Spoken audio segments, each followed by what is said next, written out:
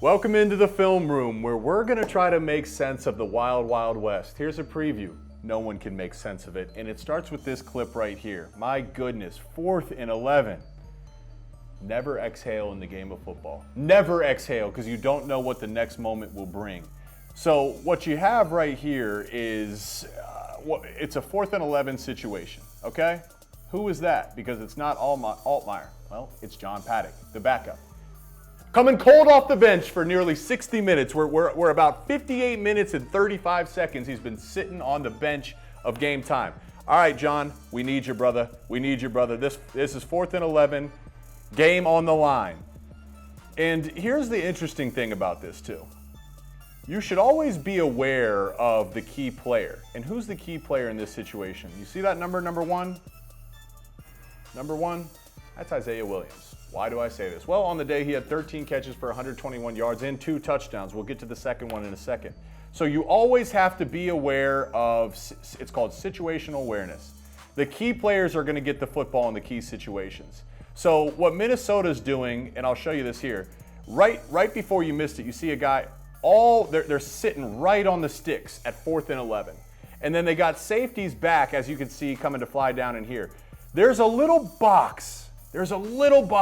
And what it reminds me of, do you remember Emeka Egbuka's catch right before Ohio State won the game against Notre Dame? He's running a seam into a little box. So Paddock comes off the bench, rips an absolute dart in between the zone, gets the first down on 4th down. Let's see what you can do with it. All right, very next play, guys. No timeouts.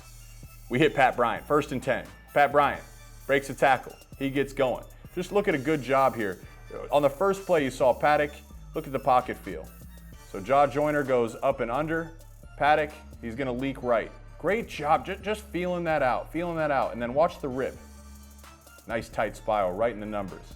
Make a guy miss. Okay, guess what? Football, there's such thing as pressure. It's absolutely true. You start to feel the pressure.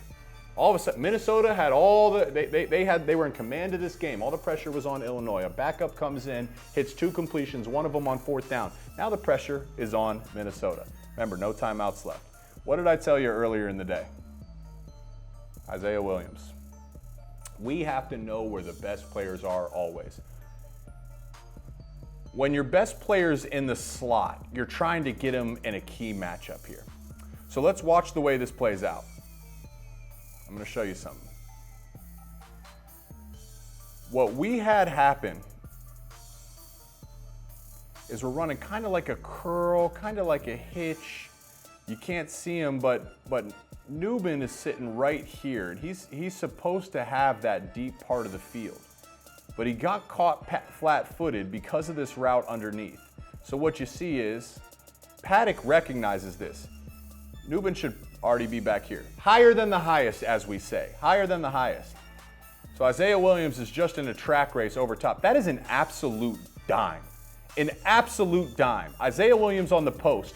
All you got to worry about is this safety. We're going to try to get his eyes with our hook route, our curl route, our dig route underneath.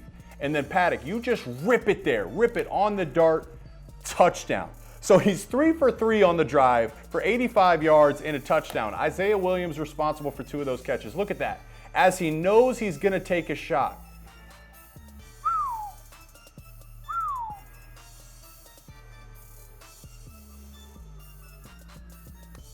You couldn't ride your bike down the field and hand deliver that pass better to Isaiah Williams. And he did it in the biggest moment, under a minute left, coming cold off the bench, 3 for 3, 85 yards and a touchdown. Just take your mind into a second of what do you think the locker room was like after that game? I mean, how many hugs did Paddock get from his teammates, right? Excellent job for a team in Illinois that was desperate for a win. Boy, they could have used one. Yeah, and they got it done. And they got it done when they needed it most. I'm really interested to see how Illinois finishes the season. I think they're a better team than their record shows. Can't wait to watch.